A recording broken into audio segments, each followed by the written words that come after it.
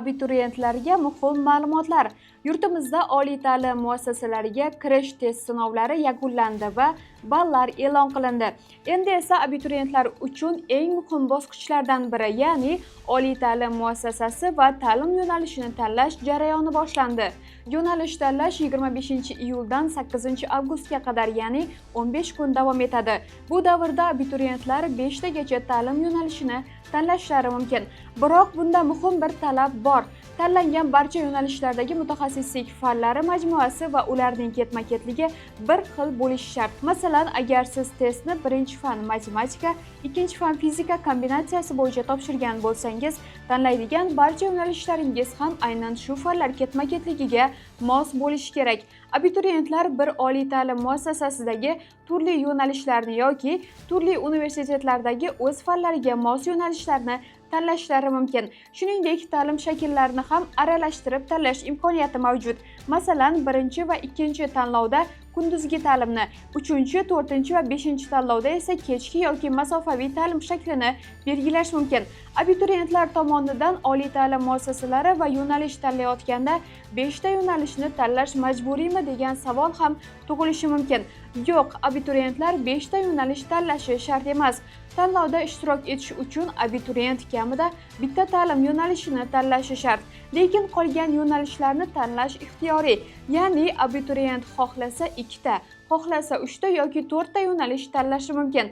Hech qanday holatda aynan 5 ta yo'nalishni tanlashi shart degan qoida mavjud emas. Bu faqatgina maksimal chegara bo'lib, imkoniyat sifatida berilgan. Tanlovda qatnashuvchilar o'z xohishi va imkoniyatlaridan kelib chiqqan holda qancha yo'nalish tanlashlarini mustaqil hal qilishlari mumkin. Bundan tashqari, har yili abituriyentlarni qiynaydigan yana bir savol bor.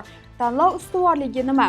Tanlov bosqichining eng muhim qismlaridan biri bo'lgan bu jarayonda abituriyent ta'lim granti ustuvorligi va ta'lim yo'nalishi ustuvorligidan birini tanlaydi. Agar siz uchun eng asosiysi davlat grantiga kirish bo'lsa, unda davlat granti ustuvorligini tanlaysiz. Bu holda tizim siz tanlagan barcha yo'nalishlarda avval grant uchun, keyin esa kontrakt uchun saralaydi. Agar siz aynan birinchi tanlagan yo'nalishda o'qishni istasangiz, hatto kontrakt asosida bo'lsa ham ta'lim yo'nalishi ustuvorligini tanlashingiz maqsadga muvofiq. Bu holda tizim har bir yo'nalishni siz belgilagan tartib bo'yicha ketma-ket ko'rib chiqadi. Yana bir muhim jihat, kechki va masofaviy ta'lim shakllarida davlat granti ajratilmagan. Shuning uchun bu ta'lim shakllarini tanlaganlar faqat to'lov-kontrakt asosida o'qiydi. Shu sababli agar siz 5 ta tanlovning barchasida faqat kechki yoki masofaviy ta'limni tanlasangiz, davlat granti yoki ta'lim yo'nalishi ustuvorligini tanlashning amaliy farqi bo'lmaydi. Yo'nalishlarni tanlashda shoshilmang. Har bir tanlovingizni puxta o'ylab amalga oshiring. Chunki mandat e'lon qilinganidan so'ng tanlovni o'zgartirishning imkoni bo'lmaydi. Test sinovlarida to'plagan ballingiz qaysi oliygohga yetishini oldindan taxminiy bilishingiz ham mumkin. Bunda sizga Avlod Media Bot yordam beradi. Bu botda siz o'tgan yildagi o'tish ballari, kvotalar, universitetlar qaysi hududda joylashgani kabi ma'lumotlar bilan tanishishingiz mumkin. Yo'nalish tanlashdagi sizni qiziqtirgan savollarni izohlarda yozib qoldiring. Biz bunga batafsil javob beramiz.